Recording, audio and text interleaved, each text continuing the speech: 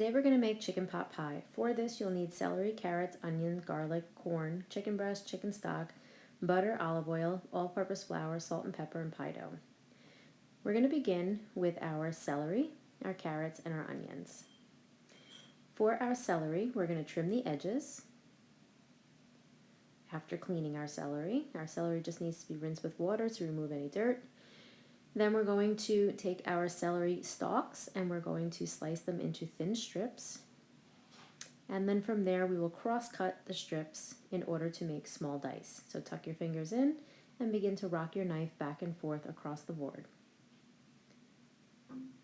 Notice I'm always working in the center of my cutting board. Next we're going to take our carrot. These are large, loose carrots that you can find in the produce section. They tend to be much larger than cello carrots. We're going to remove the skin from the outside, clean up our board, and now we're going to trim the ends.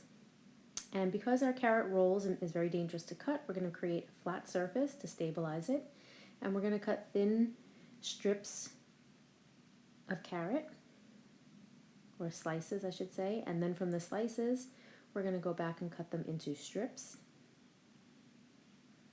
Just be very careful when working with items that are hard like carrots because they tend to require a little more pressure. A nice sharp knife and a steady hand works really well. So we go back and we cross-cut the carrot sticks into small dice. And for this recipe we want to make sure everything is in small dice from the vegetables to the chicken. Next we're going to work with our onions. So I'm using some onions I had left over. Here's a whole onion showing you how it's composed from the skin wrapping around to the top and then the root end, which we're going to keep intact. So we're going to slice off the top and then cut it in half, keeping the root end together so that holds our onion together.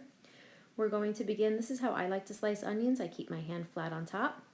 I create some horizontal cuts. Then I go back and make my vertical cuts.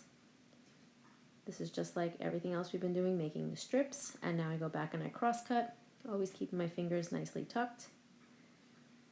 And now I have small dice. Again, always working in the center of my cutting board, keeping any scraps taken away. Now other people like to cut the vertical strips first and then cut the horizontal. I don't like that because I tend to make a mess, like you can see here. So you can just go ahead and cut those into small dice, whatever way makes it comfortable for you to be able to make a consistent dice. That's how you should be cutting your onions. Remove that all to the side, clean your cutting board, and here's our mirepoix, our carrots, celery, and onion. We're going to also measure 1 cup of frozen corn, so that'll add like a sweetness factor to our recipe. Set that aside. Now we're going to take 2 cloves of garlic. We can trim the root end off because it's very tough and hard to eat. Then we're going to gently press down with the side of our knife, and when you crush the garlic it will actually allow you to peel the skin off much quicker. Now we're going to cut them really small pieces and we're going to be doing a process called mincing. So for the mincing process we're going to run our knife back and forth until we get super fine pieces. This is the only item we want to mince, so we're going to take our time to do it right. Next we're going to take 2 packages of chicken. So this is about, I would say, 2 pounds of chicken. Each package has 2 chicken breasts. They're about a medium size, so you can make a judgment call when you're purchasing your chicken. And what we're going to do is we're going to go through our go through our chicken here and take off any fat or any tendons that we don't want in there. And then make sure that we slice the remaining portion of our chicken into strips, and then our strips into small dice. Again, everything should be of equal size so that it's a nice bite-sized portion.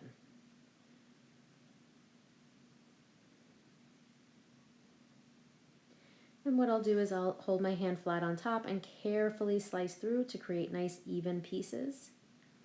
And this will allow me to again have the final even cuts. So a chicken breast tends to be a little bit thicker at the top, so I take the tendon off first, clean it up, and then I carefully slice it thin so I have some nice even pieces.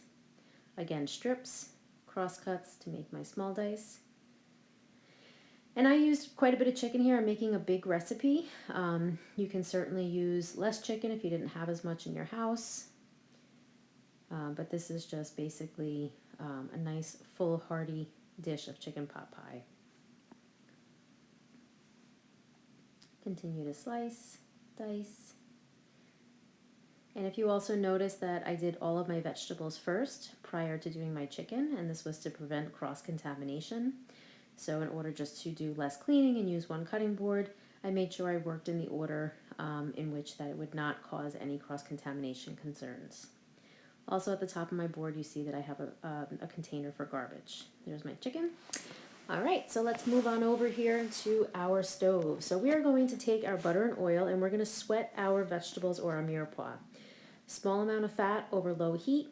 We're going to cook it on a low heat for about 6 to 8 minutes until it becomes nice and softened. We want to season along the way, so salt and pepper is our basic seasoning that we're going to use. Our butter and our oil also give great flavor.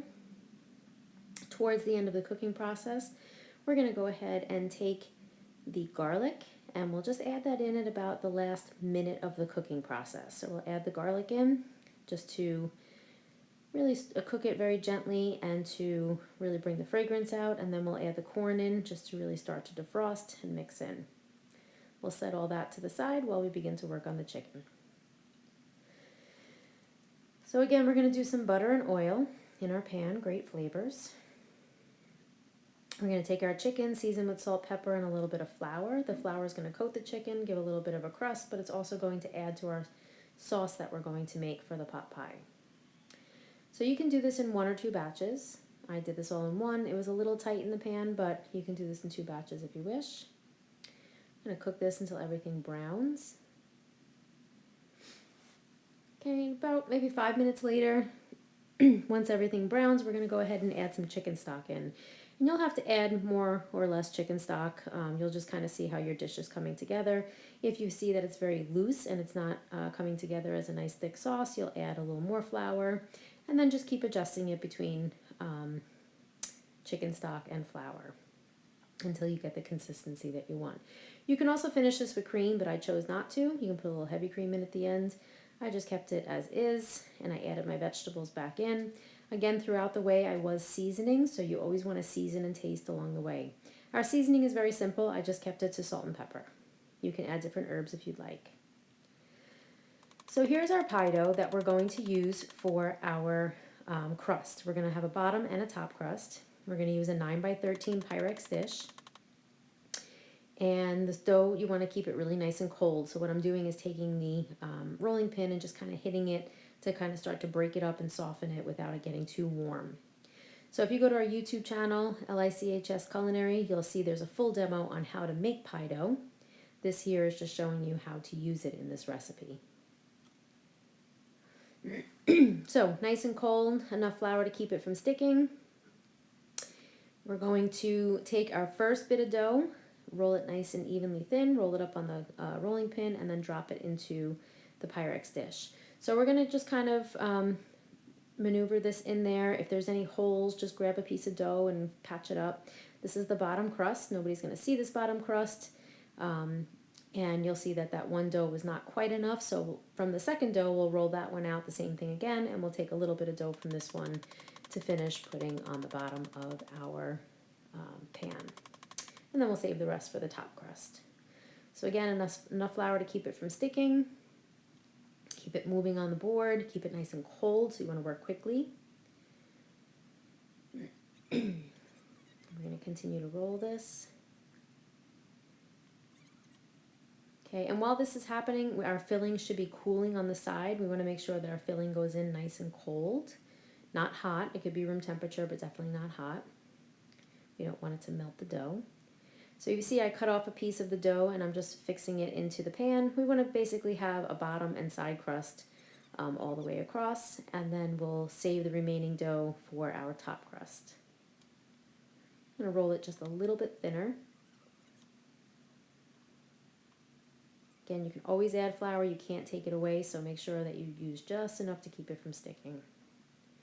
Now our filling is going to go into our crust, unbaked. We're going to spread that in nice and evenly. And then we'll take our top crust, we can fold it up just to move it on over, and we're just going to bring everything together so it's nicely sealed. This is a very rustic dish, so it is really got very simple. There's nothing fancy about it. It's just very, very simple, but good homemade ingredients that make it a very delicious dish. We'll take some egg wash, brush the top. I like to just add at this point a little sprinkling of salt to the egg wash. It just gives a nice extra little layer of flavor. So I'm just going to sprinkle some on top, very thin. Then I'm going to take a paring knife and I'm going to create vent holes in the top, and this will allow the steam to escape so it bakes nice and evenly and doesn't explode. I'll then put it on a sheet pan so it doesn't bubble over, and we're going to bake it for about 30 to 40 minutes at 375 until golden brown. And here's our final product. Hope you enjoy it.